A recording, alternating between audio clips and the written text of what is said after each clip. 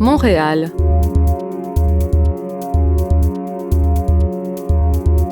Fondée au XVIIe siècle par les Français, Montréal est la ville la plus importante de la province de Québec et la deuxième du Canada, avec ses 3 600 000 habitants. C'est aussi une des plus importantes villes de la francophonie.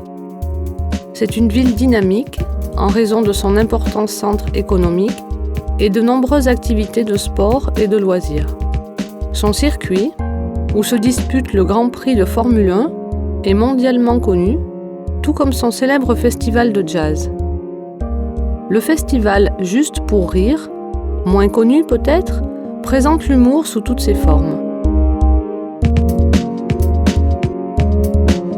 Montréal, c'est aussi le Cirque du Soleil, qui est né en 1984 et se produit aujourd'hui dans le monde entier, ou encore son célèbre orchestre symphonique. Finalement, ne manquez pas le Festival international des feux d'artifice qui se tient tous les ans. Genève.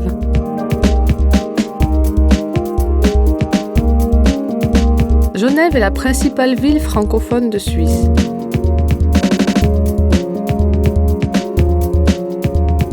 Située sur les rives du lac Léman, elle accueille de nombreuses organisations internationales comme l'ONU ou la Croix-Rouge internationale. Genève doit certainement son dynamisme à l'horlogerie ou à la banque, deux activités économiques présentes depuis le XVIe siècle. L'autre activité importante, bien sûr, c'est le chocolat. Il existe même des musées, comme celui de la coutellerie, en l'honneur du fameux couteau suisse. Cannes. Depuis le XIXe siècle, Cannes n'est plus un petit village de la Côte d'Azur, mais une ville appréciée des cours européennes pour son climat unique, ses merveilleuses plages, son vieux port ou sa croisette. Cette croisette qui accueille tous les ans, depuis 1949, les stars du cinéma venus des 4 coins du monde pour assister au célèbre Festival international du film. Cannes respire depuis longtemps le luxe, l'élégance et la finesse, que ce soit dans les nombreux hôtels de luxe, les casinos ou les boutiques de vêtements, de bijoux ou de parfums.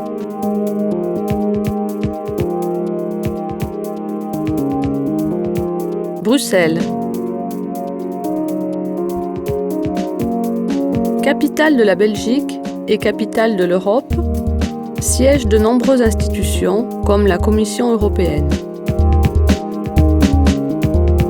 Bruxelles et sa grande place aux belles maisons bourgeoises, son hôtel de ville et son beffroi, sans oublier la Maison du Roi, où vous pourrez voir tous les costumes du Manneken-Pis. Le Manneken-Pis est cette statuette d'un enfant urinant. Les légendes sont nombreuses autour de ce personnage, devenu tout un symbole de Bruxelles.